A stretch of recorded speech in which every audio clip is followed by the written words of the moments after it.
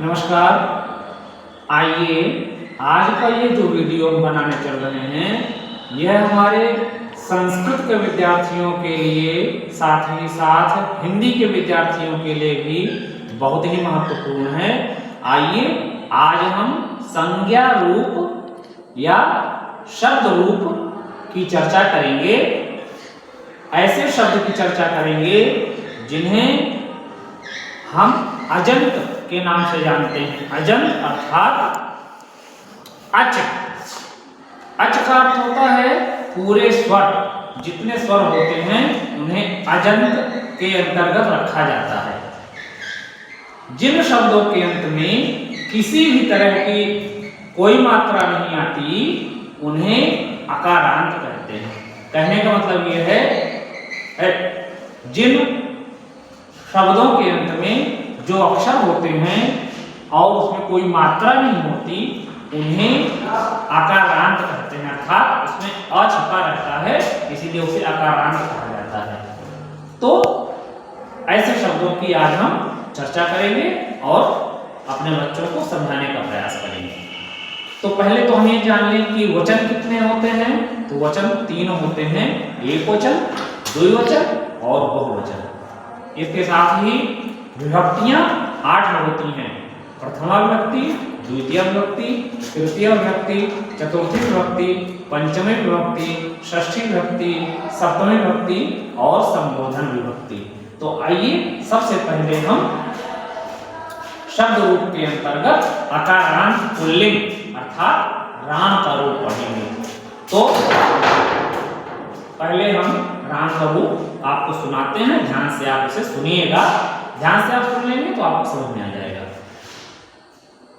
पहले प्रथमा विभक्ति में रामः, रामौ, रामाः, रामः, रामौ, रामाः। द्वितीय विभक्ति में रामं, रामौ, रामान, रामं, रामौ, रामान। तृतीय विभक्ति में रामेण, रामाभ्याम, रामैः। तृतीय विभक्ति में फिर से देखें रामेण, रामाभ्याम, रामैः। चतुर्थी विभक्ति में रामाय, रामाभ्याम, रामेभ्यः। चतुर्थी विभक्ति में फिर से देखें रामाय, रामाभ्याम, रामेभ्यः।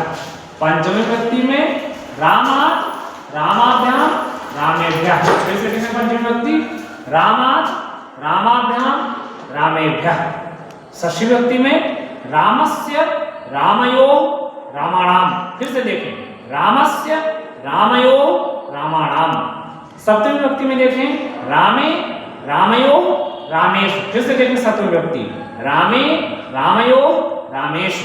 और संबोधन में क्या होता है हे राम, हे रामौ, हे रामाः। इसके अतिरिक्त इसी की तरह हम जैसे एक वचन के रूप एक लाइन से पढ़ लें, द्विवचन के एक लाइन पढ़ लें और बहुवचन के एक लाइन पढ़ लें, तो जिस तरह से आपको आसान पड़े उस तरह से आप याद कर सकते हैं।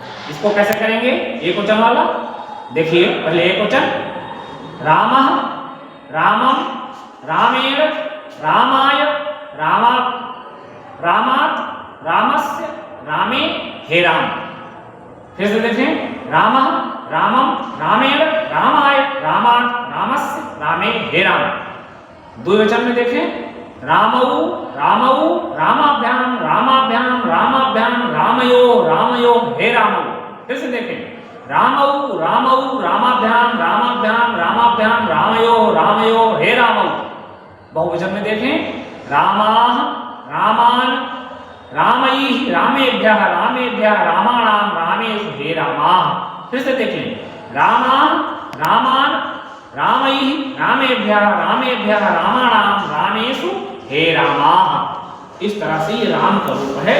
इसके अतिरिक्त इसी की तरह बालक, छात्र, मोहन, श्याम आदि के रूप में चलेंगे। देखिए छात्र पर कैसे चलेगा छात्रः, छात्रौ, छात्राः, छात्रं, छात्रौ, छात्राः, छात्रेण, छात्राभ्याम, छात्रैः, छात्राय, छात्राभ्याम, छात्रेभ्यः, छात्रात्, छात्राभ्याम, छात्रेभ्यः, छात्रस्य, छात्रयोः, छात्राणाम, छात्रे, छात्रयोः, छात्रेषु, हे छात्र, हे छात्रो, हे छात्राः। इसके अतिरिक्त अगर हम बालक का देखना चाहें तो बालकः बालकौ बालकाः बालकं बालकौ बालकान् बालकेन बालकाभ्यां बालकैः बालकाय बालकाभ्यां बालकेभ्यः बालकात् बालकाभ्यां बालकेभ्यः बालकस्य बालकयोः बालकानां बालके बालकयोः बालकेषु हे बालक हे बालकौ हे बालकाः।